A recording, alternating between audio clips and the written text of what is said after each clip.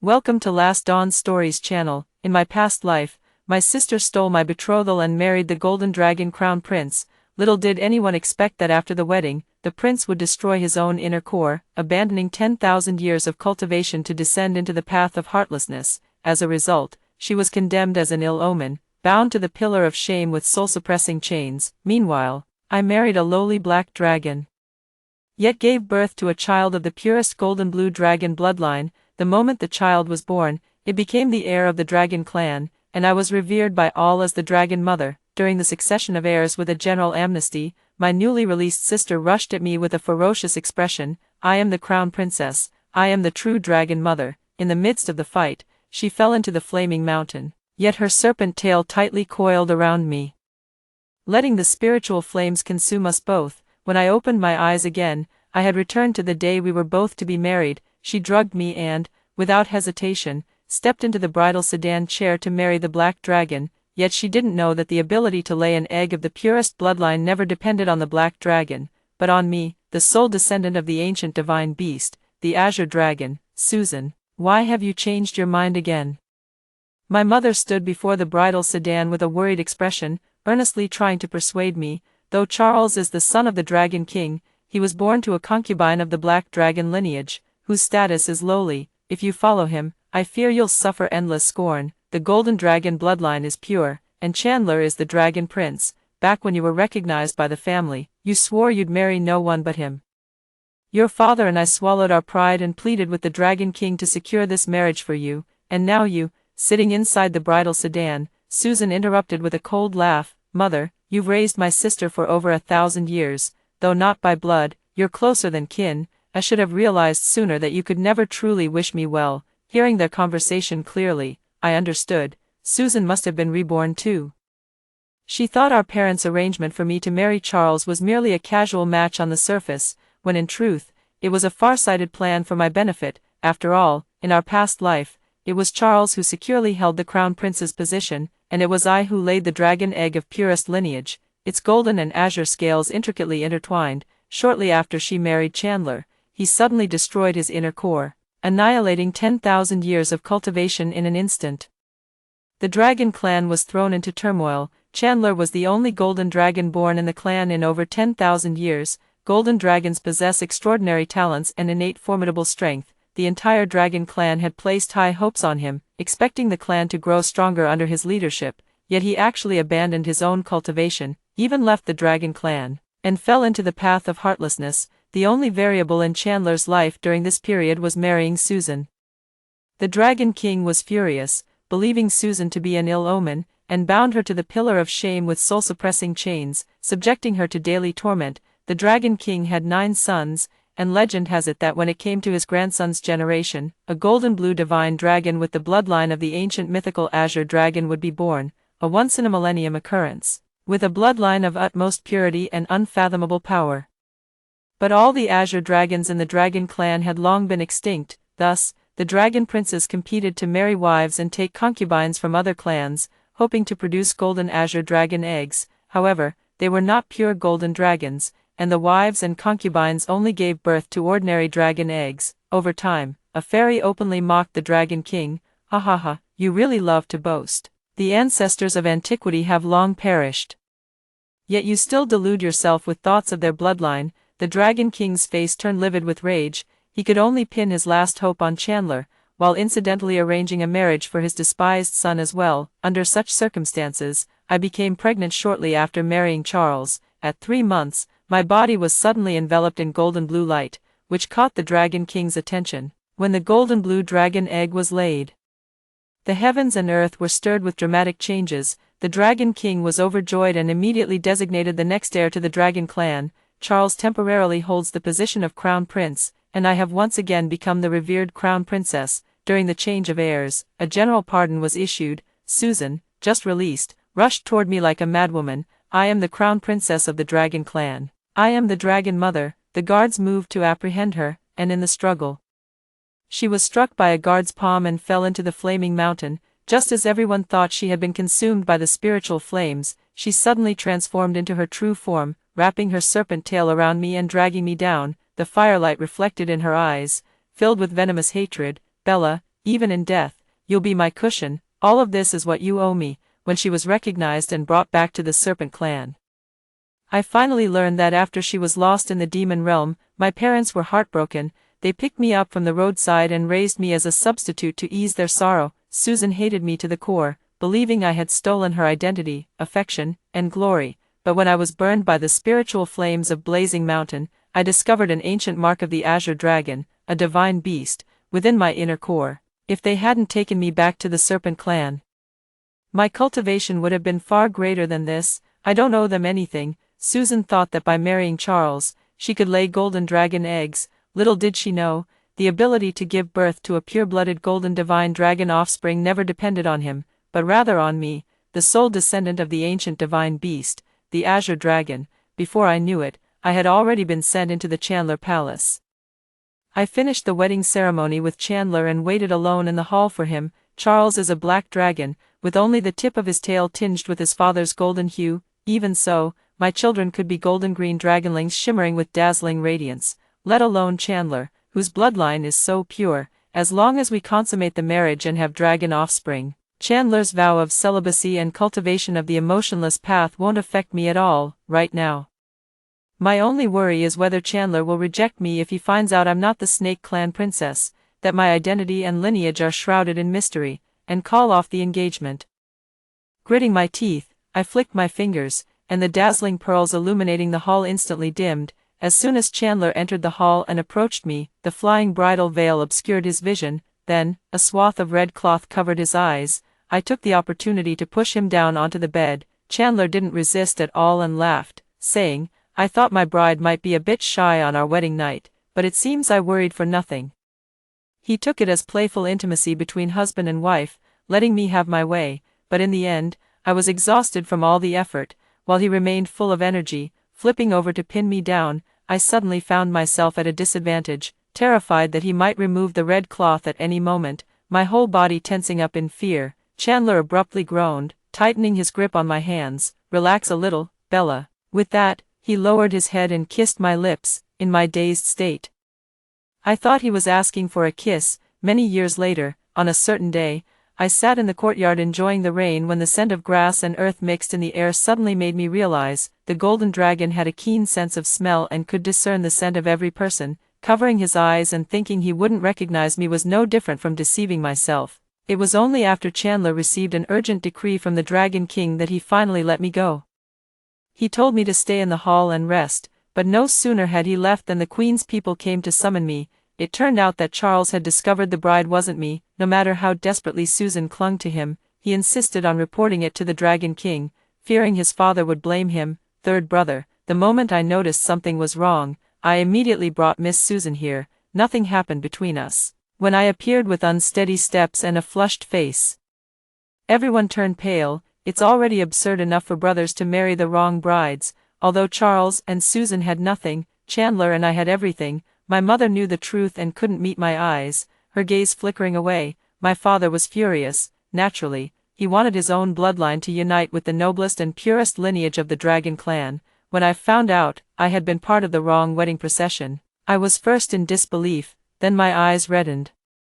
And finally I sat aside, covering my face in silence, as if the sky had fallen. My father said, "Since Susan and the fourth prince are completely innocent, the marriage arrangement with the crown prince should still stand," he said with a disdainful expression. "As for Bella, she's just a lowly green snake picked up from the roadside. If your highness fancies her, we agree to take her as a concubine." Chandler flicked his sleeve and sat down right beside me. His face darkened, his voice tinged with anger.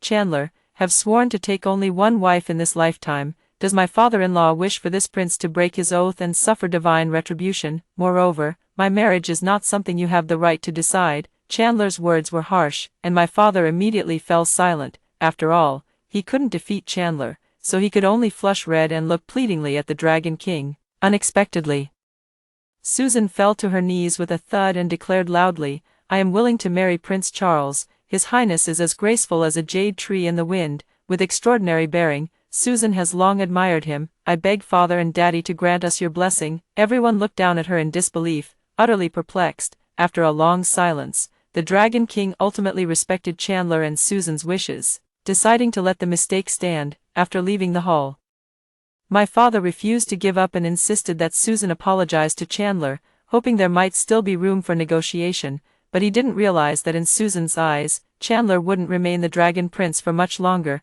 hardly worth her effort. Sure enough, Susan rolled her eyes directly at me and Chandler. His Highness the Crown Prince has known my sister for a long time. If I were to force myself into this marriage, wouldn't I become the villain who tears lovers apart? She had no intention of engaging with anyone else, linking arms with Charles in an attempt to bond with him. Charles was utterly alarmed by her brazen disrespect toward Chandler. Just as he instinctively moved to apologize to Chandler, Chandler took my hand and led me away. He was about to give chase when Susan grabbed him, spouting nonsense. As the saying goes, 30 years the East Bank, 30 years the West Bank. Today he's the Dragon Prince, but who knows what the future holds. Your Highness, tonight is our wedding night. We mustn't waste such precious springtime moments. She couldn't wait to return to the palace with Charles. Father angrily stormed off, while Mother sighed with tears in her eyes, but there was nothing she could do but accept the reality. Perhaps it was the honeymoon phase, but despite being busy during the day, Chandler showed no signs of fatigue at night, constantly dragging me into his antics, claiming that dual cultivation was also a form of practice. All right, since he's so fond of dual cultivation, I'd like to see what exactly drives him to pursue the path of emotionlessness. Meanwhile, Susan, seeing how inseparable Chandler and I were, worried that even if Chandler were to fall into the path of emotionlessness, I wouldn't be locked in the North Sea abyss by the Dragon King if I became pregnant. On my younger brother's coming-of-age ceremony, just as the elders were sending him into the demonic abyss for training, at the last moment, she pushed me into the rift. She laughed maniacally. Sister, demons are inherently lustful creatures. With your beauty and being all alone, you'd better pray for your own survival. I'm already carrying Charles's child. In this lifetime, the one who receives everyone's worship can only be me. I thought I would be trapped in the demon realm for some time. Unexpectedly, Chandler quickly noticed something was wrong and rescued me. After returning to the Dragon Palace, the first thing I did was find Susan and fight her. During the fight, I cut my fingertip and, while she was unaware, used magic to inject my essence blood into her wound. My vital essence could make her body emit a faint golden-green glow after conception. Since she so craved the taste of being worshipped, I naturally had to fulfill her wish. At the family banquet 2 months later, rings of light coiled around her from feet to head like dragons winding around pillars. The Dragon King and Queen, astonished and delighted by this miraculous sight, immediately enshrined her as a treasure, just as they had done with me in the past life. Susan stroked her belly with great satisfaction. If I can bear a child with the ancestors' bloodline, it would be a blessing for both Susan and your Highness. But it's still too early to say for sure. We'll have to wait until the child is born to know. However, such an extraordinary phenomenon had never occurred before. The Dragon King pinned all his hopes on her and granted Susan's every request. Susan first casually mentioned the dispute between her and me. She said, "At that time, my sister misunderstood me and didn't know I was already pregnant, which is why she hit me. My sister didn't mean it, and fortunately, the baby is fine." Upon hearing this, the Dragon King's face darkened. He immediately summoned heavenly thunder and, in front of everyone, ordered me to kneel in the center of the hall to be punished. Chandler led the soldiers to the heavenly court. With him gone, no one stood up for me. I endured 9 bolts of heavenly lightning, then collapsed to the ground in utter disarray. The lightning tore through my clothes, exposing the wounds and bare skin on my back to the crowd, overwhelmed by fury, humiliation, and shame. I spat out a mouthful of blood. Before passing out, I saw Susan raise an eyebrow at me, her eyes challenging, with a smug, gloating smile on her face. When I woke up again, I was already lying in bed, with Chandler sitting by my side, his face full of concern. He apologized to me, saying he hadn't protected me well enough. "She's pregnant now, so it's not a good time to act. I'll definitely find a chance to get revenge for you later." Yet unable to contain his joy, "Bella, we're going to have our own child." But in the end, the Dragon King blamed Chandler for failing to control his wife and stripped him of most of his authority. Seeing the situation reverse, the crowd quickly shifted their allegiance. Our Jade Pool Palace is desolate and quiet, while their dustless pavilion is bustling with activity, filled with people coming and going. It wasn't until Susan was about to give birth that I saw her again. Everyone gathered at the Dragon's Soul Tower to pray for her and the unborn child. After I noticed the glow surrounding me, I deliberately set up a concealment spell. No one could see this light except for myself, including the child's father, Chandler, so no one noticed my abnormality. Susan scanned the room until her gaze met mine, a wicked smile playing at the corners of her lips. A twitch at my temple told me she was about to find some way to humiliate me again. Sure enough, she suddenly spoke up. It is said that those who sing blessings for children must do so with a sincere heart. Sister is the child's own aunt. Compared to Fairy Sarah, perhaps Sister's singing will move the ancestors more. The Dragon King nodded in agreement. He wanted me to replace Sarah, kneel before Susan, and sing the blessing song while caressing her belly. It's unheard of for a crown princess to kneel before a prince's consort, especially since I'm heavily pregnant and have difficulty moving around.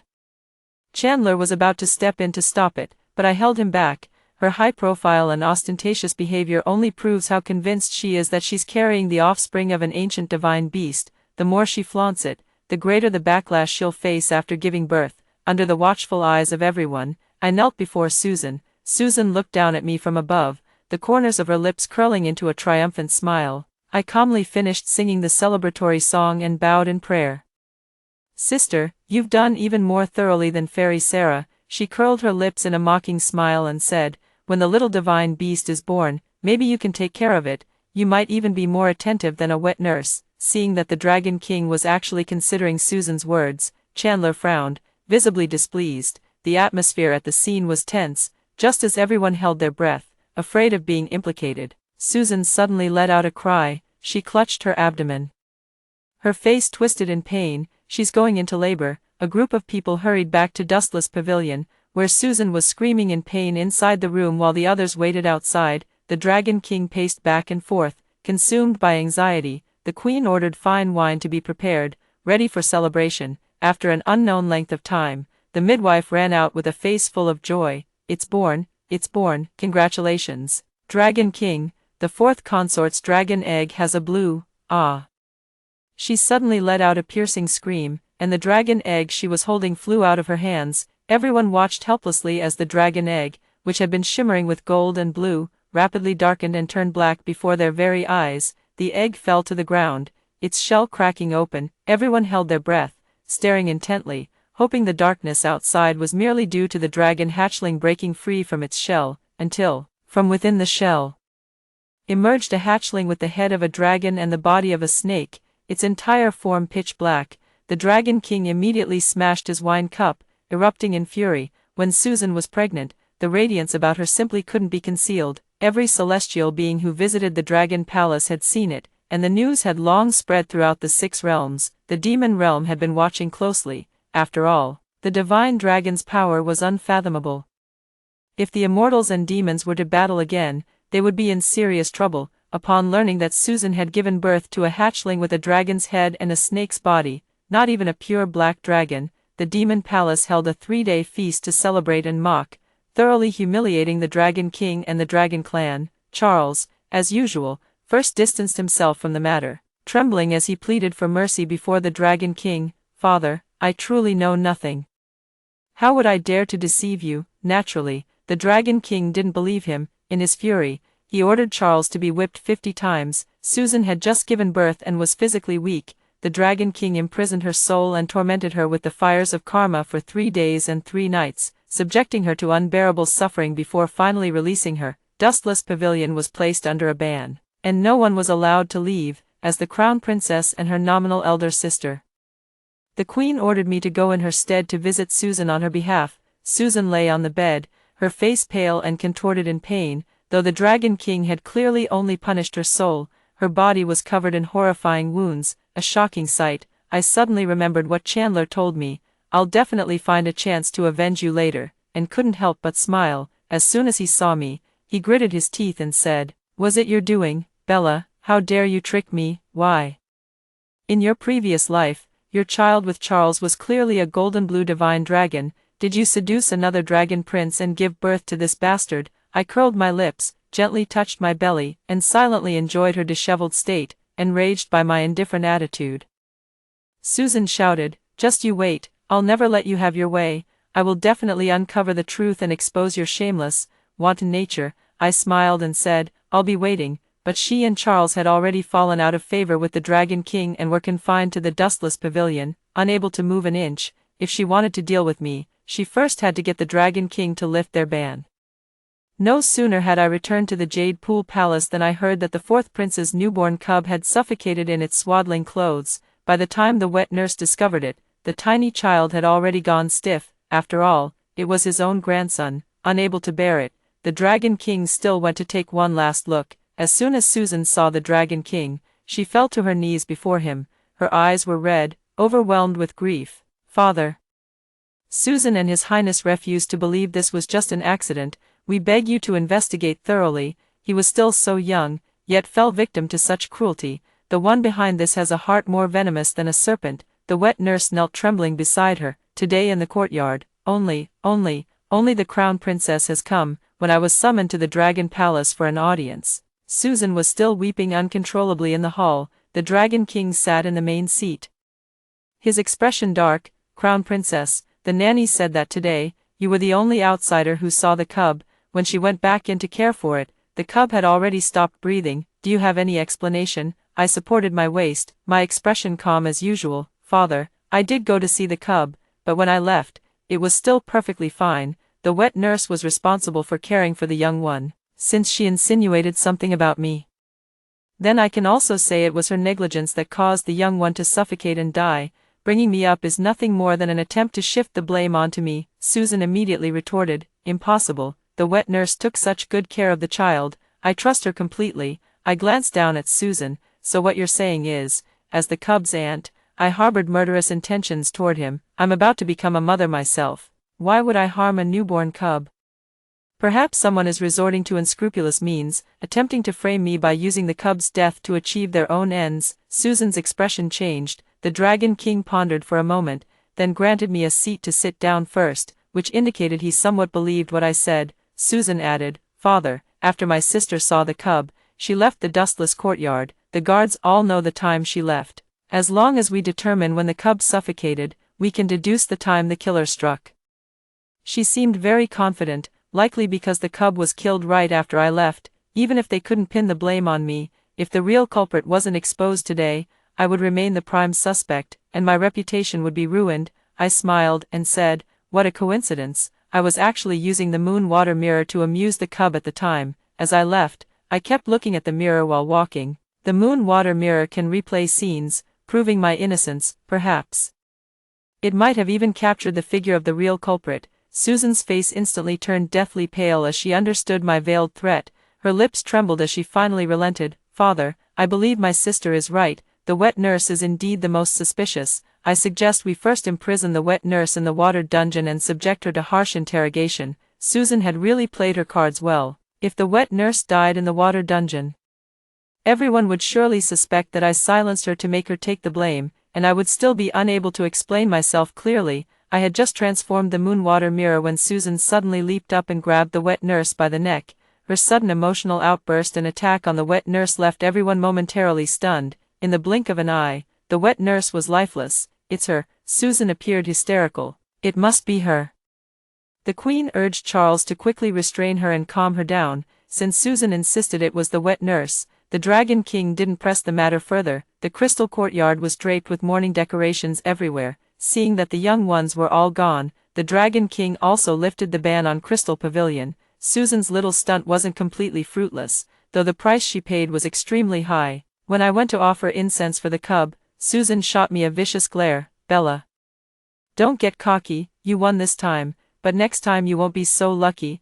I looked up at her. "What do I have to be cocky about? You could even harm your own child." "Susan, you're truly vile." Before leaving, I leaned close to her ear and whispered softly, "I never actually used the moon water mirror. Someone just had a guilty conscience." With that, I walked away without looking back. "Bella, just you wait." Behind me was Susan's heart-wrenching, desperate, and unwilling scream. After the cub's death, Susan quieted down for a while. Chandler stuck to me like a plaster, often staying by my side to accompany me, taking meticulous care. Afraid I might feel uncomfortable in any way, there wasn't the slightest sign of him destroying his inner core, abandoning his cultivation, and returning to the path of detachment. I suppose there must have been some deviation from the previous life, but I didn't pay much attention to it. All I cared about was the safe birth of my child. But Susan didn't stay docile for long before she started causing trouble again. Perhaps the memories of her past life filled her with fear. Though she couldn't see the glow surrounding me, she still worried that this child might not be an ordinary dragon cub but one with the bloodline of an ancient divine dragon. So she brought her mother from Snake Mountain and insisted on living together with her in the Jade Pool Palace. Going to great lengths to keep an eye on me, she said to the Dragon King. Father, both my mother and I are the closest to my sister, and we are both women. Women are more attentive, so we will surely take better care of her than the Crown Prince. Susan was determined to make me uncomfortable, weaving sweet words before the Dragon King. The Dragon King pondered and found her reasoning sound. After all, it's Chandler's first child. It's only right to be extra careful. Chandler didn't want to offend the Dragon King and his mother-in-law. So it fell to me to decline on his behalf, but then it occurred to me, they're always plotting against me anyway. If they're far away, I won't know what schemes they're hatching. Keeping them under my watchful I would actually be safer, so I let them stay. Not long after, my mother told me she would arrange for a midwife to assist me. They're the same old women who delivered your younger sister and brother, very experienced. Since this is your first birth, we naturally need to consider everything carefully. I didn't refuse and accepted with a smile. Afterward, she even prepared a lavish meal, and we ate together, feigning mother-daughter affection. My mother and Susan initially felt something was off about how readily I agreed, but seeing me trying so hard to please my mother, they assumed I still wanted to maintain my bond with my parents and thus felt reassured. Soon, the day of my delivery arrived. The sky, which had been clear, gradually darkened. The others, unaware of why the weather had suddenly changed, clicked their tongues in amazement. They flattered the Dragon King and Chandler. It seems the eldest son of His Highness the Crown Prince is no ordinary being, hence such a marvelous spectacle. The Dragon King was quite pleased, his eyes showing a glimmer of anticipation, for Chandler was the only pure golden dragon like him, with untainted bloodline. Chandler's child had the best chance of inheriting the ancient ancestral bloodline. Upon witnessing such a bizarre vision, Susan's eyes shifted from disbelief to venomous madness. She subtly exchanged a glance with my mother. My mother helped me into the delivery room and shooed Chandler out. Bella, my mother called my name softly, with the same tenderness as when I was a child. Just listen to me and the midwife later. Don't worry about anything. I nodded, looking at her with eyes full of dependence. The mother who had always doted on and loved me, who would hold me and comfort me when I fell while playing, truly cherished me as her own daughter. If only she were my real mother, how wonderful that would be. The sky grew increasingly gloomy, the wind carrying dark clouds swiftly across, then whirling up fallen leaves in wild, scattered dances. The thunder and lightning intertwined, illuminating the room brightly. The crowd outside, who had been marveling at the celestial phenomena, fell silent at the sight, holding their breath as they awaited the outcome. Such bizarre and extraordinary omens could only signify either a great blessing or a dire omen for the child. Unconcerned with the events outside, I focused entirely on the labor. Oh my, it's born, it's born. I don't know how long it took, but I finally heard the midwife's joyful voice. And at the same time, my whole body relaxed, feeling much lighter. The dragon egg burst forth with a radiant glow of intertwined gold and azure, so dazzlingly bright that it actually dispelled all the dark clouds. The sky brightened once again. Everyone saw the light and was utterly shocked. My mother took the dragon egg outside, where the Dragon King and Queen, along with others, gathered around it. After the midwife finished cleaning me up, Chandler was the first to come in and see me. He took my hand, gently kissed it, and said with deep affection in his eyes, "You've worked hard." I shook my head and smiled weakly. The hard part is yet to come. Sure enough, waves of exclamations erupted from outside, mixed with the furious roar of the Dragon King. What kind of bastard is this? I haven't fully recovered from childbirth and can only drag my weak body. Kneeling in the center of the grand hall, Your Highness, there's also a dark green young snake circling around me, as if it's quite attached to me. The Dragon King suppressed his anger. Crown Princess, do you have anything to say? After witnessing the unusual phenomenon, the Dragon King grew increasingly eager for the birth of the offspring. The golden blue radiance dazzled brilliantly, and he was overjoyed, thinking he was about to wipe away the humiliation and thoroughly shame those fairies who had mocked him. Yet, in an instant, all his hopes were shattered into pieces. Even more absurd was that what hatched from the dragon egg wasn't even a dragon, it was a snake. Susan immediately knelt down, her expression resolute as if she had made a desperate decision, and said, "Sister's child is actually a snake. The Crown Prince is a noble golden dragon. How could the child not inherit its father's bloodline? Sister, just confess, isn't this child actually not His Highness the Crown Prince's at all? The crowd was shocked. The Crown Princess committing adultery and engaging in debauchery with her lover, this was a scandalous secret. Was it something they should be hearing? Remaining calm amidst the chaos, I glanced at the broken shell on the ground. I clearly saw it just now. My child's egg is golden blue, but this shell is unmistakably black. Susan scoffed. When my child was born, wasn't the egg golden blue too? Yet it turned black in the end. The midwife and mother are inside. Why not hear what they have to say? The midwife stammered, unable to utter a word. My mother said bluntly, Bella, your father and I spoiled you too much in the past, but this is beyond the pale. Her words confirmed that the baby snake was indeed mine, indirectly proving that I had committed adultery. She continued, our daughter's disgraceful actions are our failure as parents. Now that she is the Dragon Prince's consort, we leave her fate to the Dragon King's judgment. The Dragon King and Queen were furious. They immediately demanded that both the child and I be executed to erase this shame from their lineage, ensuring our souls would be utterly destroyed. Chandler stood in front of me, convinced that I couldn't possibly be having an affair with someone else, my own wife. I know her well. Before this matter is fully investigated, no one dares to lay a finger on her. I hadn't expected Chandler to harbor not the slightest doubt about me, but his trust and protection truly made me happy. I took his hand and lowered my gaze to look at the midwife. I said softly, go and bring the child out. The midwife didn't dare to hesitate for a moment. She immediately got up and ran into the room, bringing out a golden green dragon egg. Susan and my mother both turned deathly pale at the same time. I told Chandler, this is our cub. The crowd's expressions grew even more shocked and doubtful, as if to say, here comes another one. I glanced at the old woman, who immediately fell to her knees and revealed Susan's plan in full. The fourth imperial consort ordered me to destroy the dragon egg immediately after delivering the crown princess's baby. Then the crown princess's mother would bring out the fake dragon egg containing the black snake in front of everyone, slandering the crown princess's reputation, intending to have her wrongfully executed.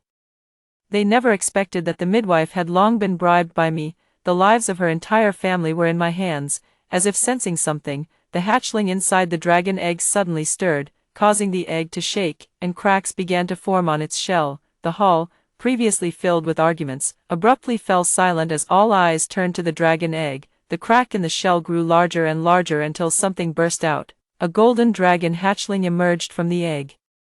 Just another golden dragon. That's all. Many of the dragon princes sighed in relief and laughed. Third brother was a golden dragon to begin with, so naturally, his child would be one too. As soon as he finished speaking, the Dragon King suddenly clapped his hands and burst into laughter. The cub crawled straight onto his arm. Only upon closer inspection could one see the snake-like green patterns winding across its back, though they were faint due to its young age. Upon hearing this, the other dragon princes turned pale with dismay, yet, having experienced both profound grief and overwhelming joy in such a short time, the Dragon King and Queen cherished their regained treasure all the more. The Dragon King immediately declared the next heir to the Dragon clan. After calming his emotions, he looked at Susan and my mother. Susan is the fourth imperial consort of my dragon clan, yet she is wicked-hearted, cunning and deceitful, plotting to harm the descendants of our dragon clan. From this day forward, she shall be imprisoned at the North Sea, with her 3 souls and 7 spirits tormented daily by the fires of karma. As a warning to all, Susan's face showed an expression of utter terror. She threw herself at my feet, crying, I don't want to go to the North Sea. I've had enough of that place. I've had enough. Sister, it was my fault. Please don't hold a grudge against me. Save me, I asked her. Do you really not want to go to the North Sea? Her eyes sparkled with intense hope as she nodded repeatedly. No. A tiny water moon mirror suddenly appeared in the hall, replaying scenes within its surface. It showed her and my mother having a private conversation in the room. My mother, deeply worried, grasped her hand and asked, don't lie to me. What really happened to the child's death? Susan showed no remorse and casually waved her hand, saying, a useless child, dead is dead. I gave him his life, and I can take it back whenever I want. It's a pity his death still couldn't help me take down Bella. What a useless waste. Since he's trash, dying early was better for him anyway. Everyone in the grand hall gasped in shock, their eyes involuntarily turning toward Susan. After seeing the images clearly, Susan desperately tried to destroy the moon water mirror but was restrained by Chandler. Unable to move, she screamed hysterically, It's not true. It's all Bella, she's trying to frame me. Bella, you vile wretch, how dare you scheme against the very mother who raised you, may you die a wretched death." The Dragon King's expression grew increasingly gloomy. Susan was taken away with her mouth covered. She intended to harm my child and killed her own offspring. Those were all descendants of the Dragon clan, as Susan wished. She wasn't confined to the North Sea but was instead directly suspended over the Blazing Sky Mountain. The spiritual flames of Blazing Sky Mountain could devour everything. The guards dared not approach, lowering her daily to a suitable position where the surging heat of the spiritual flames was suffocating, tormenting her endlessly. The rope suspending her might snap at any moment. Susan suffered not only physically but also lived in constant fear, not knowing when the day would come that she would fall to her death. From then on, my mother could no longer enter the Dragon clan's territory. Within the Dragon clan, I was the only family Susan had left. When the rope had worn so thin it could barely hold, I went to see her, perhaps for the last time. As soon as she saw me, Susan became emotional. "Bella, hurry up and get me out of here." I laughed and said, "Why should I save you, considering you're still my sister in name? I've come to see you off on your final journey." Susan's face suddenly twisted with rage, and she screamed hoarsely, "Bella, you've stolen my life for over 1,000 years. This is all you owe me. How dare you repay kindness with enmity and try to kill me? You're the most heartless and vicious one of all." I curled the corner of my lips. In my past life, she stole my marriage, and I endured it, knowing it was what I owed her. But no one could have predicted Chandler would destroy his own core. She made the wrong choice and should bear the consequences herself. Yet she still blamed everything on me and, catching everyone off guard, dragged me down with her to our doom. In this second life, she insisted on choosing Charles and even wanted to kill my child. I admit, I'm not that kind-hearted to easily forgive those who harmed me and my child. Watching her frenzied state, I told her about Charles's death after he volunteered to slay demons in the mortal world. "Your husband and child are gone. Wouldn't it be nice for you to reunite with them early?" Susan's chest heaved violently with anger. The same words kept tumbling from her lips. "You've stolen 1,000 years of my life. How dare you still live better than me? Heaven is unjust, heaven is unjust." Ignoring her ravings, I left the burning mountain. Later, Chandler insisted on carrying me and my son to soar through the sky. My son was thrilled and kept urging us to hurry up and set off. I originally felt a bit uneasy, but pestered relentlessly by the father and son, I had no choice but to go along with them. As we passed over the blazing mountain, I instinctively glanced downward. It was precisely the time when Susan endured her daily punishment. Though we were far away, the moment I lowered my gaze, it felt as if our eyes met. The next moment, the rope binding her suddenly snapped. I watched as she was unwillingly consumed bit by the spiritual flames, just like in the previous life. Back then, I stood on the cliff, feeling unwell, and in a moment of carelessness, fell into her trap. Charles by my side was cowardly and afraid of trouble, not daring to save me at all. Now, riding Chandler, the sky is vast and the earth wide, unreachable. Even if Susan wanted to harm me, she couldn't touch me. Probably noticing my distraction, Chandler, who had been flying steadily, suddenly dove down, startling me into leaning forward and clutching him tightly. In front of me, the little one burst into clear, delighted laughter. "Daddy, faster, faster." Chandler chuckled deeply. "All right," he added meaningfully, "hold on tight, everyone." The little one gripped my hand tightly. "Don't worry, I've got Mom covered." "All right then, Dad's gonna speed up." That day, all within the dragon realm saw a golden dragon leaping and darting about, acting as if it had gone mad. After hearing the first story above, what are your thoughts? Feel free to share your opinions in the comments section. Next, there is another similar story. Let's continue to see.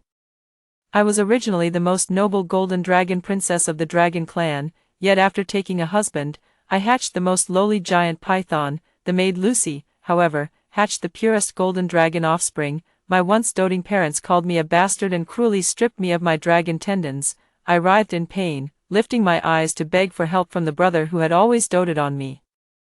Yet he said to me, "Heidi, you're a bastard, the disgrace of the entire dragon god family." My gentle and refined husband, Frank, also held Lucy and declared, "So she is the true princess after all." In the end, my immortal marrow was extracted, my dragon tendons were ripped out, and I was turned into Lucy's tonic and belt. My broken body was thrown into the dragon-devouring valley, where the giant rock bird gnawed me to the bone. At the moment my soul was annihilated. Darkness fell before my eyes, and I actually returned to before the dragon prince hatched. Princess, princess, wake up, your dragon prince is about to be born, the dragon king and queen have come to celebrate and bring gifts. I opened my eyes to the familiar sight of the Hall of 10,000 Flowers. Behind me, 2 maids held trays bearing the dazzlingly radiant 10,000 flowers chainmail and a snow lotus. A wave of joy surged through my entire body. I had been reborn. Reborn before the dragon prince hatched from his egg. In my previous life, I was the beloved little princess of the dragon clan, cherished for 100 years. At the hatching ceremony of the dragon's offspring, before the eyes of all, I gave birth to an ugly serpent. My husband, who had always been dignified and immortal-like, slapped me across the face and threw me to the ground. He even accused me, saying, "You shameless, wanton woman, if not for your adultery, how could you have birthed such a vile creature?" Since childhood, my brother, who had always doted on me, publicly pierced my collarbone with a blade. "Heidi, you don't deserve the Smith name. If it's not your shameless promiscuity, then it must be your impure bloodline. Either way, you've completely disgraced our dragon clan, the Smith family." The excruciating pain nearly made me pass out. I was still desperately trying to stand firm, clutching my bloodied collarbone as I weakly defended myself. "Father, mother, I am the daughter you raised with your own hands. How could you not believe me? Why not fetch the demon-revealing mirror to prove my innocence?" But when the mirror was brought, the dragon prince in its reflection remained a pitch-black serpent. Even the reflection in the mirror showed me with a half-human, half-blacksnake tail, further confirming my mixed and impure bloodline. At that very moment, the egg incubated by the concubine Lucy also hatched. To everyone's astonishment, it was bathed in radiant light and auspicious colors, a purebred golden dragon. Lucy shyly bowed to her parents, elder brother, and husband, her demeanor demure and graceful. "I have given birth to a son." The Heavenly Father was overjoyed upon seeing this. "The Smith family now has an heir." His expression instantly turned cold as he spoke to my child beside him. "In that case, let's eliminate the useless bastard." The child could still crawl and whimper with faint cries, yet was impaled through the heart by a sword, hung upon its blade, dripping with crimson gold blood. In the end, because of Lucy's words, that she wanted my immortal marrow for nourishment and my dragon sinew for a belt, my elder brother, heedless of my agonized screams, personally tore out my dragon sinews. My once sweet and caring husband coldly removed my immortal marrow with a stern face. "Sorry, Heidi, but Lucy has just given birth and needs nourishment to ascend to immortality with me. With your immortal marrow, her ascension will be more secure." My body was fed to the giant rock that devours dragons and snakes, torn apart alive. In the last moment before my soul was utterly destroyed, all I could think was, how laughable. It was I who saved her and brought her back to the dragon clan. If there is a next life, I will make sure all who have wronged me pay in blood. Princess, why aren't you expressing your gratitude? This 100 flowers chainmail is extremely precious, and the snow lotus from Spirit Mountain is truly a great tonic for the body. Luna's soft call snapped me out of my reverie. I quickly pretended to wave my hand wearily. Hatching the dragon egg has truly drained my spiritual energy. Now that I'm disheveled, I don't wish to go out and meet anyone. Let them leave the gifts and go. Tell my father and mother that their daughter is grateful. After seeing off the maids sent by my father and mother, I lowered the curtain and let out a soft sigh of relief. I asked Luna to bring over the 2 gifts they had sent and examined them carefully. The 100 flowers chainmail was crafted from flower essence stones produced in Baihua, sparkling and translucent. The flower essence stone is only the size of a thumb, each containing the fragrance and color of the flower it originates from, and it takes 1,000 years to obtain one. The snow lotus from the Spirit Mountain is also a highly nourishing treasure, blooming once every 180 years, capable of significantly enhancing one's cultivation. No matter how you look at these 2 items, nothing seems unusual about them. I lightly bit my lower lip and furrowed my brows. The situation became increasingly perplexing. Judging from past attitudes, my brother, the king and queen, and my husband, any of these 4 could have been the one to harm me. Lucy came to pay her respects to me every day, her demeanor respectful, so I never had any reason to be wary of her. Incense, offerings, even food and drink, any one of these steps could be problematic. Suddenly, I felt a chill run down my spine. In this 100 flowers palace where I've lived for a century, it seems like endless favor and grace, but in reality, danger lurks all around, and everyone wants my life. Even Luna was given to me by my father, and even she cannot be fully trusted. I said to Luna, "I'm not feeling well, go and fetch Dr. Mark for me." Luna's expression instantly tensed up. "Princess, you seem perfectly fine, why summon the immortal physician Mark?" Moreover, the Phoenix Lord was already jealous last time, with so many dragon physicians available. "Why must you insist on calling him? This only confirms my suspicion. There's something fishy about preventing me from summoning physician Mark. Mark is a miraculous healer from the apricot grove, whose true form is that of a celestial crane. He is my senior brother. In my youth, I was once sent to Mount Spirit platform for cultivation, but since recruiting Frank as my consort, I've been mindful of his dignity and rarely interacted with him. The dragon princess holds a noble status. She only takes consorts, never marries out. Everyone around me could be someone's spy. I truly cannot trust anyone." Luna had only been out for a short while when she returned, her face deathly pale, stammering. She said to me, "Princess, when I went out just now, the guards told me, the dragon prince is about to be born. To ensure safety, everyone in the 10,000 Blossoms Hall is allowed in but not out. I feel restless inside. Whether Luna is lying or not, it's not a good sign, and I have to guard the dragon egg to prevent it from being replaced. So I can't go out myself." After some thought, I said to Luna, "You go out first. I need to rest for a while." After Luna left, I closed the doors and windows securely, carefully checking the surroundings for safety. Only then did I take out a treasure box from under the bed, retrieving 3 golden needles from it. Back when I first came down the mountain to return home, Mark had given these to me as tokens of trust. He said to me, "Junior sister, no matter where you are, if you need help, just snap a golden needle, and I will come to your aid." These 3 golden needles were forged by Mark, plucking 3 feathers from the core of his heart and refining them with drops of his heart's blood. He said he knew his bloodline was too humble to be worthy of me, and that no matter where I broke a golden needle, he would feel the excruciating pain of his heart being tugged. "That way, I will surely come to protect you." I took the golden needle between my fingers, exerted force with both hands, and snapped it in 2. Not long after, I heard chaos erupting outside the palace. "Dr. Mark has stormed the palace.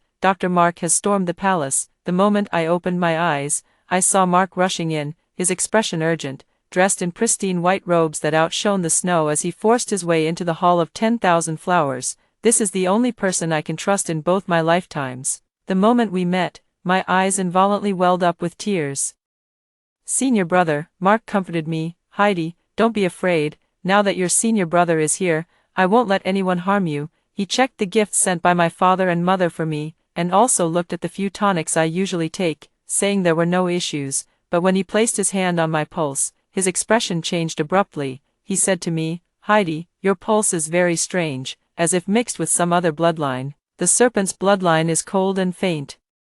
While you were supposed to be the purest of the Golden Dragon clan, there's absolutely no reason for such a pulse." My heart sank. Could it be that I truly have mixed blood, a bastard by nature? But then Mark suddenly changed his tone. "However, there are also many sinister spells that can poison people, presenting a completely different appearance from their own bloodline. Junior sister, have you come into contact with anything strange recently?" But just at that moment, a maid announced from outside the door, "The Phoenix Lord has arrived. Frank is the husband my parents arranged for me." Possessing the most intense 9-Sun Fire Phoenix bloodline, the purpose was to continue combining with my Golden Dragon bloodline, to refine an even purer Golden Dragon breed. That's why, in my previous life when I hatched a python, they were so furious. Since Frank married into our family, our relationship has been one of mutual respect.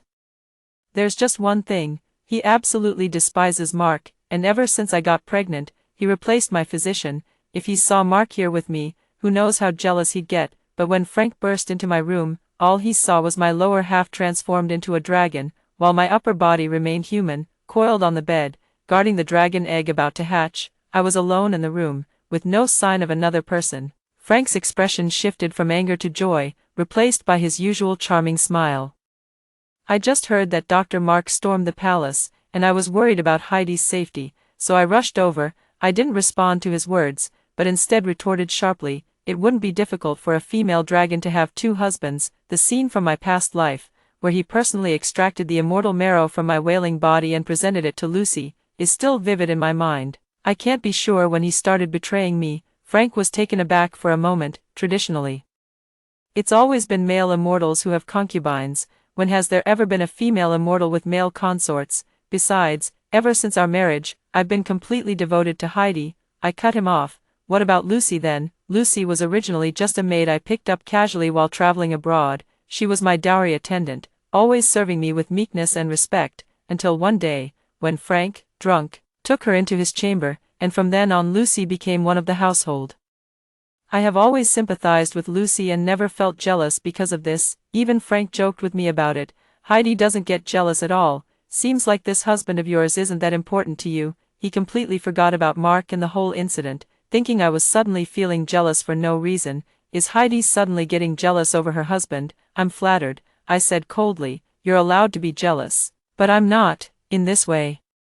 The matter of Mark was completely concealed, and Frank only thought he had left first. After Frank left, I slapped the carved bed board, and the hidden door beneath it revealed a panting Mark, and he held a small porcelain bottle in his hand and said to me, Heidi, who put this thing here? It contains a trace of the black python god's essence blood. If inhaled daily, it will inevitably affect one's bloodline. I was utterly shocked and took the white porcelain bottle. Inside there was indeed a strand of dark red blood, and even through the porcelain, I could feel a chilling coldness. I fanned the air toward my nose, and a foul, fishy stench assaulted my senses, sending chills down my spine. This must be the blood of a genuine black python. Nothing else could make one's skin crawl like this, Mark said. Ever since the previous generation of the black python god wreaked havoc upon the world, slaughtering living beings and stirring the sea of clouds into turmoil.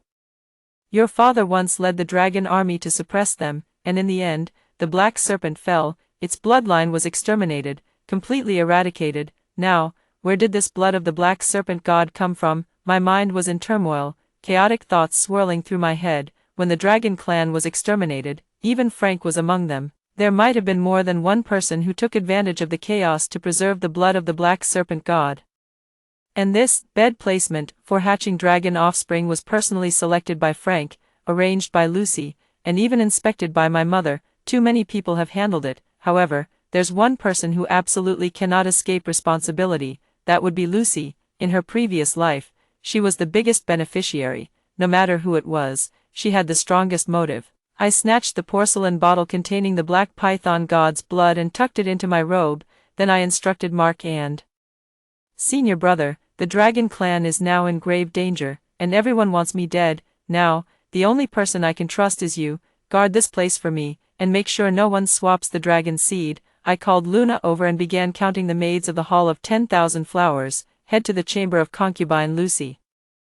As for myself, I turned back and with a sharp clang, drew the sword hanging on the wall. On my 100th birthday when I came of age, the gift my mother gave me was this very sword. Even though Lucy plotted such sinister schemes to harm me, altering the bloodline of the dragon offspring I bore, now, I remain the noble golden dragon princess. I commanded my maids to clear the way, marching with fierce determination toward Lucy's residence.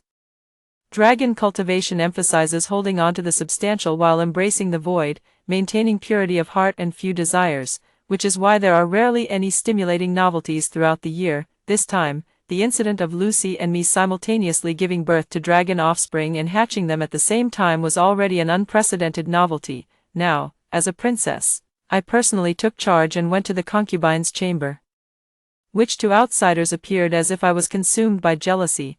I even brought a grand procession of maids, creating the impression of a primary wife disciplining a concubine, a full-blown military expedition to punish wrongdoing. The news spread instantly, attracting many celestial children and colorful maidens to watch from a distance. Isn't that the golden dragon princess? I heard she's always been at peace with that concubine. Why did she suddenly become jealous today?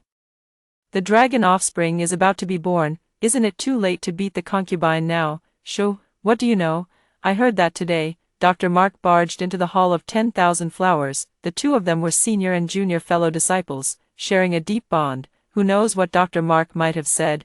I paid no heed to such idle gossip and ordered Lucy's door to be opened, dragging her and the dragon egg out. I drew my sword and placed its gleaming blade against Lucy's delicate neck.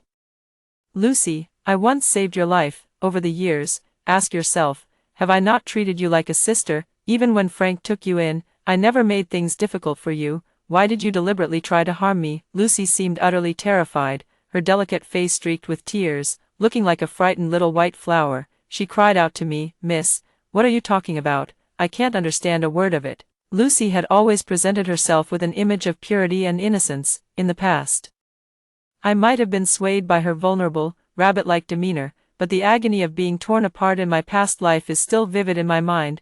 I won't be fooled by her again. The blade in my hand had already drawn a trace of blood, and I said grimly, "Stop pretending, Black Python God." A person's instant reaction doesn't lie. I suddenly threw out this name to catch her off guard. At that moment, Lucy's pupils suddenly constricted, becoming thin and elongated, just like a snake's pupils.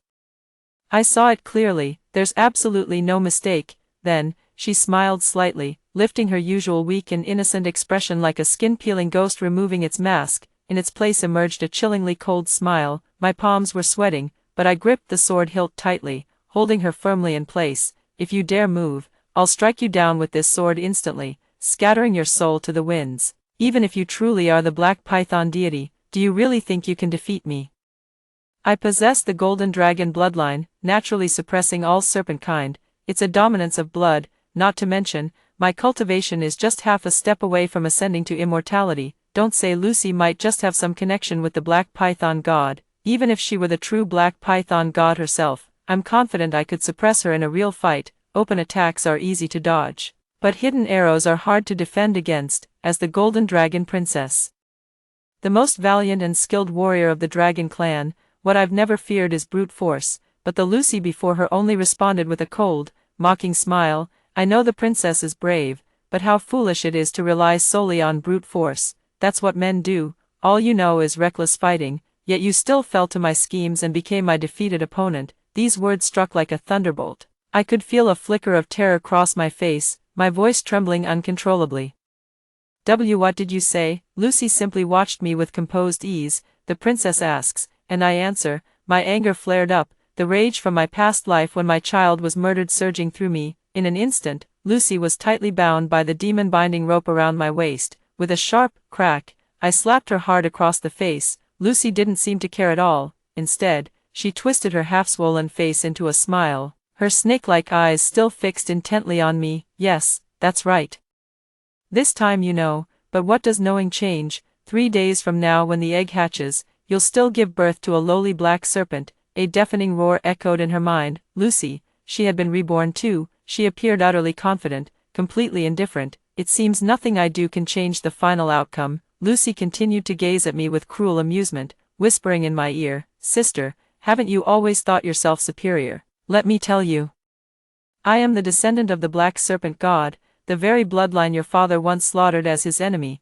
But if you dare speak these words aloud, everyone will simply laugh at you for being mad. Go ahead, drag me before the king and queen for questioning. Repeat every word I've just said to them." Her tone was utterly fearless, deliberately mocking me. The blood roared in my ears, and I felt a surge of heat coursing through my body. Gripping my sword, I was about to thrust it straight into Lucy's chest, but at that very moment, I suddenly realized I couldn't move a muscle. The tip of the sword, already brushing against Lucy's clothes, could advance no further. A dragon's claw clamped tightly around my wrist, while 2 other hands seized my head and neck. My elder brother Su Ling stood in front of me, his face as dark as water. "Little sister, even if you're jealous of Lucy, you can't do this. She's about to hatch the dragon egg. You mustn't lay a finger on her at this critical moment." Meanwhile, my husband Frank gripped me tightly, as if terrified I might lash out and harm Lucy in the slightest. "Today you suddenly mentioned Lucy, and I knew you were jealous, but I never expected you to be so fierce, to actually want to kill Lucy outright." "Lucy, I just felt it was ironic." Frank had been tenderly calling me Heidi just moments before. And yet this term of endearment could instantly belong to another woman, and what's more, to my mortal enemy who seeks to destroy me. I struggled, crying out, "Frank, let go of me, she's trying to harm our child." But Frank gripped my wrist tightly, refusing to loosen his hold. "You're out of your mind. How could Lucy possibly harm our child?" I pointed at Lucy and said, "She must have the blood of the Black Python God in her. If you don't believe me, take her before father and mother for questioning, and the truth will come out." But Lucy, with tears streaming down her face like pear blossoms in the rain, had already hidden behind her brother. "Brother, I truly don't know how I angered my sister. She insists that I have the bloodline of the Black Python God. To suffer such humiliation, I'd rather die." With that, she put on a dramatic act and threw herself toward the blade in my hand. But I clearly saw that her lunge was unsteady. as if she were too delicate to bear it, she stumbled and fell right into my brother's arms. Her eyes even glanced at me, her expression seeming to say, "What do you think? Do you see anyone believing you? You possess immense divine power and the memories of rebirth, yet can't even lay a finger on me, can you?" My brother, who has always doted on me, actually roared at me, "Look, Lucy is already so pitiful, how can you push her to the brink like this?"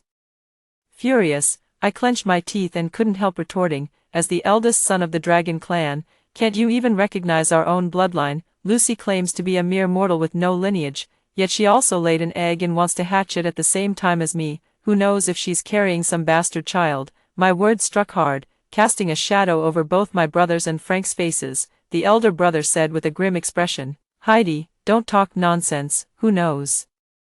Lucy might carry some unknown lineage." Frank also said, "You're crazy, I'm the purest fire phoenix, so naturally my bloodline is extremely strong." "Lucy laid a phoenix egg, what's so strange about that? Or are you just uncomfortable seeing me pass on my own bloodline?" Male beast men particularly despise having their fertility questioned, and although Frank never shows it openly, I know deep down he secretly complains about being a live-in son-in-law when beast clans intermarry. It's always the stronger bloodline that devours the weaker one. I possess the supreme golden dragon bloodline, so it's impossible for me to bear a child with his fire phoenix blood. His only purpose is to help me purify my bloodline, nothing more, yet I know full well, what Lucy gave birth to was never a phoenix egg at all," I said. "I have irrefutable evidence that Lucy intended to harm me and transform the child I hatched into the form of a black python, though I don't know how she did it. I do know that if you bring her before the king, the truth will be revealed." Lucy, however, stood tall, embodying the image of a resolute and innocent flower, and declared loudly, "Then let's go. It seems this is the only way to clear my name of these false accusations. Otherwise, though I may be but a humble woman, I too have my pride. To be publicly humiliated like this today, death would be my only recourse to prove my innocence." With these words, she began struggling again as if determined to end her life. Seeing her play the role of the chaste and virtuous martyr so convincingly, both her brother and Frank were utterly heartbroken. The elder brother took off his luxurious fur coat and draped it over her, wrapping her completely. "Lucy, don't be angry, what happened today won't be spread by anyone." Frank also comforted her, "Yes, we'll take you to father right now to clear your name." I was puzzled. Lucy had just admitted with her own words that she had the bloodline of the black serpent, then wouldn't the truth be revealed under the demon-revealing mirror's light? How could she have such confidence? The group arrived in grand procession before the king and queen. My usually doting father had a face as cold as ice. "Heidi, it seems I've spoiled you too much. What's so unusual about a man having multiple wives and concubines? Your jealousy is utterly disgraceful, you're embarrassing me." I heard father once had concubines too, but mother dismissed them all long before I was born. Even my usually kind and loving mother reproached me, saying, "No matter what, Lucy is currently hatching a phoenix egg, why must you be so aggressive?" Suppressing the bitterness in my heart, I knelt down and said, "Father, mother, your daughter has urgent matters to report. Just now, Lucy admitted with her own words that she is the remnant of the black python god."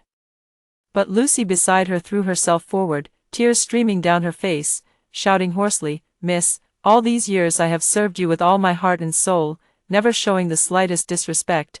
Why would you harm me like this? I never said such a thing. It seems that if my innocence is not cleared today, I shall have no face left to live in this world." With that, she turned resolutely to the emperor and empress and declared, "I request to bring forth the demon-revealing mirror to prove my own and my child's purity. Otherwise, even if the child is born, they will forever be suspected of having impure bloodline. I would rather they die now." As soon as these words were spoken, the entire room was shocked. Even Frank tried to dissuade him, saying, "Even if you truly have the bloodline of the black python god mixed in, it's not a big deal. At worst, we just kill the fetus and remove your immortal marrow. But once the demon-revealing mirror is used publicly for verification, there will be no room for reversal. Lucy, are you sure about this?" Yet Lucy's eyes welled up with tears. Though her eyes were brimming, she slowly shook her head with unwavering determination. "No, it must be done this way. I believe that the innocent will be vindicated, and those who slandered me with their filthy hearts will surely be exposed for what they truly are. The king indeed possesses a demon-revealing mirror. Forged from the refined shell of the clam eradicated in the South Sea, legend has it that it can reveal the true forms of all demons and spirits in the world. This treasure is also the dragon clan's most prized heirloom. Summoning the demon-revealing mirror is a significant event, so the king invited the stroke elder of the dragon clan to bear witness. Under the watchful eyes of the crowd, the demon-revealing mirror was carried forward.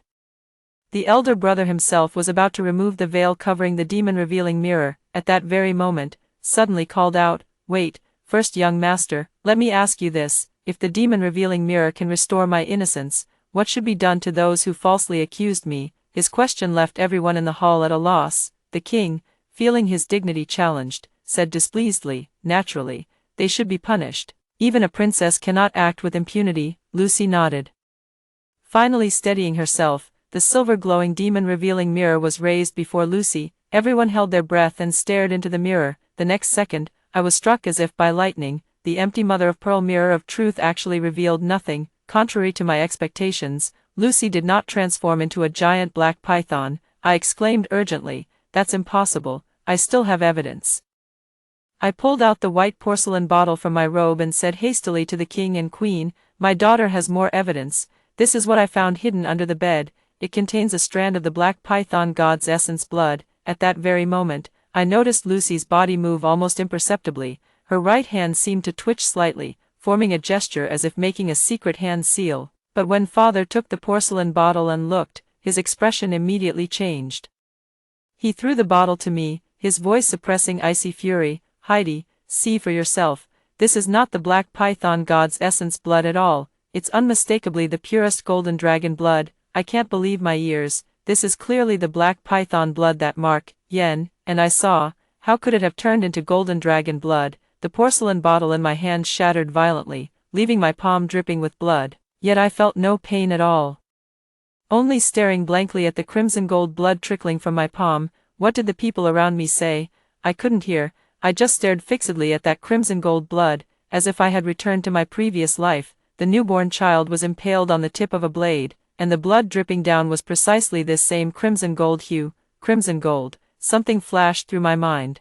I seemed to have grasped a clue that I had never caught before. The golden dragon princess has behaved improperly, causing such a scandal. She is confined to the Dragon Spring Valley and cannot come out until the hatching ceremony 3 days later. By the time I regained my senses, I was already being dragged away. I suddenly turned around, struggling in agony. "No, I've got it, I've figured out the key point." But with just a raise of his hand, my brother sealed my mute acupoint. "Heidi, you're so disgraceful. Exposed and still refusing to admit defeat, putting on such a jealous act.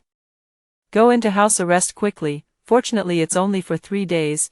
I shook my head with sobs, but couldn't utter another word, could only be dragged away like this. By the time we returned to the Hall of 10,000 Flowers, the maids had already been dismissed. Only Mark remained, standing beside the dragon egg I had laid. When he saw me enter, a faint smile seemed to flicker across his face. For some reason, it struck me as oddly unsettling. Without bothering to hide from Frank or my brother, he asked me, "What happened, Heidi?" However, after listening to my brother and Frank's account, Mark actually put on an expression of deep regret and said to me, "Little junior sister, I always thought you were a princess of upright character, which is why I respected you, but how could you do such a thing? I've also met that girl Lucy. She's an utterly innocent and pitiable person. How could she endure such slander from you?" I grabbed his sleeve, forcing back tears without blinking.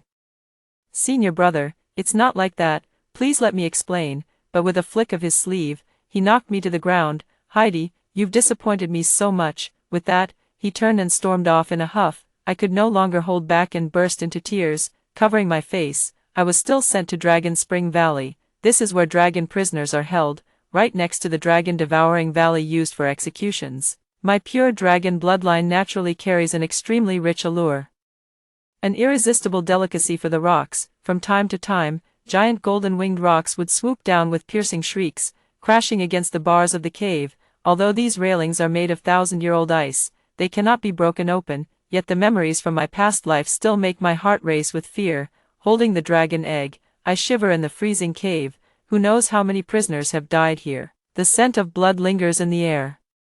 Countless scratches and bloodstains remain on the walls, all left by prisoners in their desperate final moments. Suddenly, my gaze was drawn to faint writing visible among those scratches. It was a short verse resembling a Buddhist chant, seemingly scrawled in blood during a state of extreme delirium. the handwriting was wildly erratic. Running my fingers over it, I slowly read aloud, "The serpent's descendant bears a daughter. The ghost princess descends upon the world. The golden dragon usurps the groom, bloodlines intertwine and invade, parents and elder brother, all beloved perish, flesh and blood become vessels, the python's womb revives the divine, through life and death, the black python is reborn, the dragon god shall descend." A chill ran through my entire body, and I couldn't stop trembling uncontrollably. The clues are all connected, each one leading me to the most terrifying truth. Unknowingly, I have already fallen into a meticulously laid trap. Could it be that even in this new life, I still cannot escape this fate? 3 days later, at the dragon clan's hatching ceremony, since both dragons and snakes are oviparous, the hatching ceremony is an extremely important ritual, no less significant than a human's full moon celebration or birthday. The dragon clan holds a lofty status, and I am the firstborn of the most famous golden dragon princess. Invitations were sent far and wide, filling the hall with distinguished guests. Half the prominent figures from the immortal realm's beast clans attended, but I knew, this was exactly the opportunity Lucy had been waiting for. She intended to utterly destroy me before all the gods of heaven and earth. Lucy was even sitting side by side on the high seat, as if she had already assumed the role of the mistress, sitting right next to Frank, laughing and chatting happily with her brother and parents. Beside her also sat Mark, his eyes full of adoration, his gaze glued to her. Suddenly, she turned her jewel-adorned head and softly exclaimed, holding the dragon egg in my hands. I stepped up the stairs one by one. Lucy thought that after being locked up in prison for 3 days, I must have been mentally broken and unable to resist, yet, to her surprise, I appeared radiant and impeccably dressed. A mocking sneer twisted at the corner of her lips. "Does my sister still think she's a noble princess? The demon-revealing mirror has already done its work. The egg I'm hatching is the most precious golden dragon breed. I thought elder sister wouldn't be able to come out today, so I didn't prepare a seat for you. Now we have to add one hastily, and you'll have to sit at the very end." Without speaking, I placed the dragon egg in my hand onto the silk-covered birthing platform at the center. Only then did I walk to the newly added embroidered stool at the lower end and sit down. "You just said you gave birth to a golden dragon offspring, but Frank clearly has no dragon bloodline. Isn't this dragon child you're carrying the result of adultery?" As these words were spoken, the expressions of my father and brother became subtly complex. My sharp gaze swept across their faces one by one, and suddenly I understood the reason they were protecting Lucy. It seems that without my knowledge, Lucy has tamed more than just Frank. My brother scolded me with a grim expression. "Nonsense, the beast clans have long intermarried, and it's entirely possible that your brother-in-law carries some golden dragon bloodline." My father also chimed in, "Yes, as long as the golden dragon heir is born, what do these trivial details matter? Lucy told me that the child she's carrying is definitely a boy." I sneered, "Then let's wait and see." When the dragon egg hatches, it requires absorbing vast amounts of spiritual energy from heaven and earth. At high noon, when the sunlight is most intense, the yang energy between heaven and earth reaches its peak. Our golden dragon clan is typically born during this hour. As the sun gradually rose to its zenith, the shadow cast by the central pillar was slowly consumed. A crisp, crack sound emanated from within the eggshell. The egg that Lucy and I had laid actually cracked open simultaneously with a fissure. The 2 eggs were placed side by side. The one on the left was the shell I had placed, while the one on the right was Lucy's. Suddenly, a golden light spilled out from Lucy's eggshell. This was the sign of a golden dragon's birth, and instantly, everyone's eyes widened in astonishment. Even the usually composed and dignified king clenched the armrest of his chair, leaning forward intently.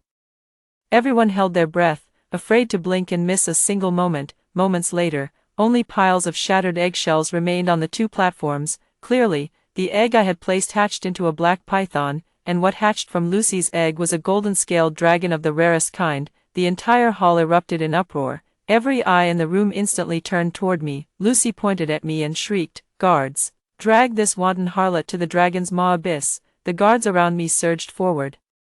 But in the next second, I soared into the air. A massive golden dragon revealed its true form, coiling through the sea of clouds. Countless golden rays of light shone upon me, every scale gleaming with dazzling brilliance, making it impossible to look directly at.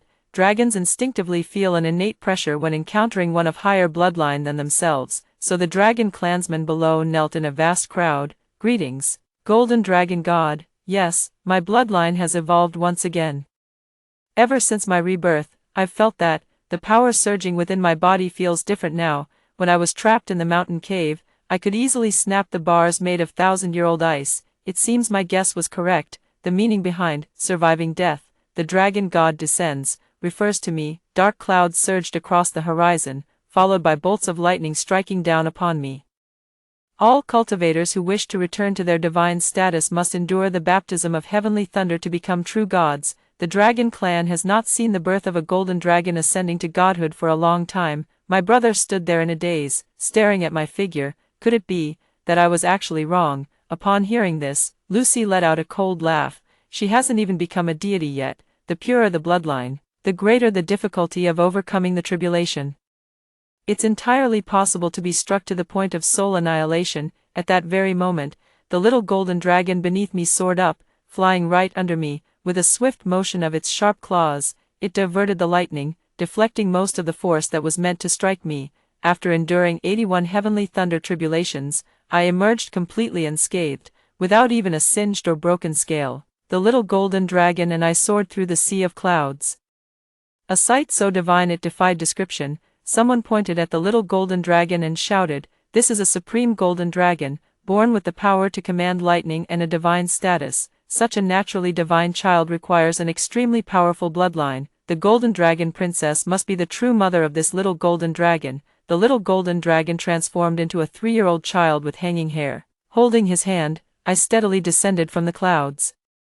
My gaze swept over the trembling Lucy and my parents with complex expressions. "Kneel down now. According to the rules, the descent of the golden dragon god automatically inherits the throne of the golden dragon king. Therefore, even my parents must kneel before me." Seeing this, my parents had no choice but to bow down to me. "We humbly welcome the return of the golden dragon god." I waved my hand. "Lock Lucy up for me." Lucy was still putting up a desperate fight.